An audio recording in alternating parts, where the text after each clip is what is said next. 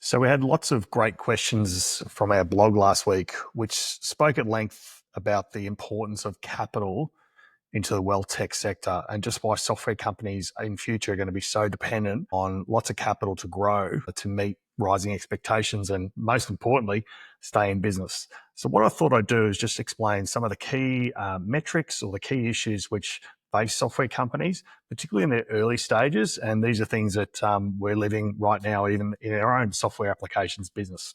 So there's a couple of key metrics that really drive a SaaS company's success formulas. So the first one is obviously sustainable unit economics. That just means, are we charging an appropriate price for the software that we're delivering? So can we even make money using this software?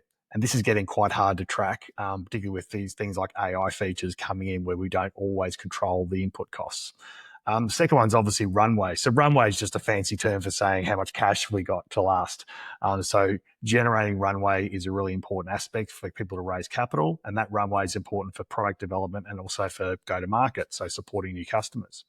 And the final one is, well, what does that strategic growth investment actually look like in the future as well? So strategic growth is really important if you want to grow your company, add new features. These are the sort of things that people expect. But the number one driver that we tend to track is looking at, well, what is our customer acquisition costs? It's a really important formula. SaaS people call it CAC as a terminology, but what it effectively means, and you have them in your own businesses as well, is that, what are our costs to generate a new customer? So sales and marketing costs, and that includes people, advertising, a whole bunch of other and tools that we might use to sell our business, divided by the number of new customers that we sign up in a given period. And that determines what our customer acquisition costs are. And so we've got an example here on the left of a software solution which might charge $500 a month, pretty common. And actually their costs to sort of attract a customer are $6,000. So whatever, so effectively the first year's revenue is actually absorbed in a customer acquisition cost, which is not uncommon actually for a lot of software companies themselves. What's often less understood is that just because you actually are growing more customers, that doesn't always necessarily make it a good thing. So for businesses like this, so if your customer acquisition costs are effectively equal to your first year's revenue as a software company, you will find actually that the faster you grow, the harder things are for you, generally for the first 24 months as a guide.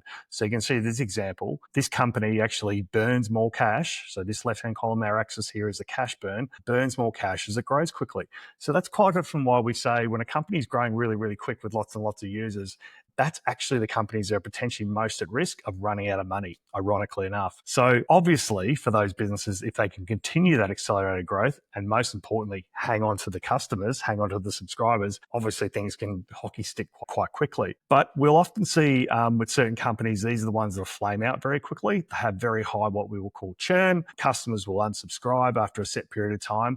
And it's often these roaring successes in the early days that can actually be hurt the most and often run out of cash the soonest and most at risk of that. So, measuring these things in isolation is always not a good idea. And that's why often we need to look deeply into our companies to actually work out what are the economics of this business and what is the appropriate level of growth rate, appropriate level of customer acquisition costs to understand whether it's got a viable business model or not, and just how capital intensive it'll be.